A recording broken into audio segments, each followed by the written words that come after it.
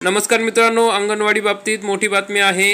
अंगणवाडी पोषण आहाराच्या महत्त्वाच्या सूचना आदितीताई तटकरे यांनी दिलेल्या आहे। मंत्रालयात मोठी बैठक घेण्यात आली आणि त्या बैठकीमध्ये सर्व पुरवठादार अधिकारी तसेच अंगणवाडी सेविका मदतनीस यांना महत्त्वाच्या सूचना देण्यात आलेल्या आहेत। तर कोणकोणत्या सूचना देण्यात आलेल्या आहेत आणि कोणते निर्णय या बैठकीत झालेले आहेत त्या संदर्भात आपण सविस्तरपणे माहिती जाणून घेऊया। अतिशय महत्त्वाची अशी बातमी आहे, त्यामुळे हा व्हिडिओ शेवटपर्यंत बघा। आपण या ठिकाणी बघू शकता, स्वतः आदितीताई तटकरे यांनी त्यांच्या फेसबुक पोस्टवर ही माहिती दिलेली आहे। एकात्मिक बाल विकास सेवा योजनेअंतर्गत कार्यान्वित असलेल्या सर्व सेवांचा व उपक्रमांचा आढावा घेण्यासाठी मंत्रालयातील दालनात बैठक घेतली। या बैठकीत प्रामुख्याने पोषण आहाराच्या पुरवठ्याबाबत संबंधित अधिकाऱ्यांना आवश्यक सूचना देण्यात आल्या। एकात्मिक बाल विकास सेवा योजनेच्या यंत्रणेला सूचना, FCI कडून मिळणाऱ्या पोषण आहाराबाबत प्रमाणित कार्यप्रणाली निश्चित करावी। याबाबत एकात्मिक बाल विकास सेवा योजना आयुक्तांनी FCI प्रशासनासोबत संवाद साधून सदर आहार 6 महिने ते 6 वर्षाच्या बालकांना देण्यात येत असल्याने अतिरिक्त काळजी घेण्याची विनंती करावी। अंगणवाडी सेविकांनी केंद्रात पोषण आहार स्वीकारताना दर्जाची खात्री करूनच स्वीकारावा। मग अंगणवाडी सेविकांना ही महत्त्वाची सूचना आहे की केंद्रात जेव्हा पोषण आहार येईल तेव्हा तो स्वीकारताना त्याची चांगली खात्री करायची आहे, नंतरच घ्यायचा आहे। THR प्राप्त झाल्यानंतर त्याचे तातडीने लाभार्थ्यांना वितरण करावे। लाभार्थ्यांच्या अनुपस्थितीमुळे पोषण आहार शिल्लक राहिल्यास कालबाह्य होण्यापूर्वी वितरित करावा। आहाराबाबत तक्रार असल्यास अंगणवाडी सेविकेने मुख्य सेविकेच्या माध्यमातून प्रकल्प अधिकाऱ्यांना कळवावे।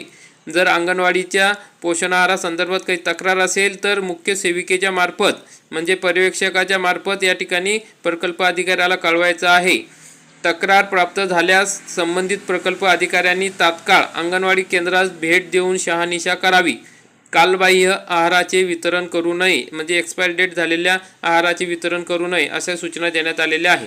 पोषण आहार पुरवठादारांना सूचना। मग पोषण आहार पुरवठादारांना काय काय सूचना दिलेल्या आहेत तर आपण या ठिकाणी बघू शकता। पोषण आहाराचा पुरवठा निर्धारित वेळेत करावा। आहाराचा पुरवठा करण्यापूर्वी बॅचनुसार लॅब तपासणी करून घ्यावी। आहाराचा पुरवठा करताना स्वच्छ करून व मोजून द्यावा। FCI कडून मिळणारे धान्य स्वच्छ करून पॅक करावे। तक्रार प्राप्त झाल्यास 2 दिवसाच्या आत आहार बदलून द्यावा। तक्रारीची शहानिशा करण्यासाठी पुरवठादाराने आपला प्रतिनिधी अंगणवाडी केंद्रात पाठवावा व याबाबत आयुक्त कार्यालयास माहिती द्यावी। कालबाह्य आहार पुरवठा करू नये। पुरवठा करताना त्या आहाराची किमान 80% कालमर्यादा शिल्लक असावी। THR पुरवठा करताना दर्जा, प्रोटीन्स आणि कॅलरीज याची दक्षता घ्यावी।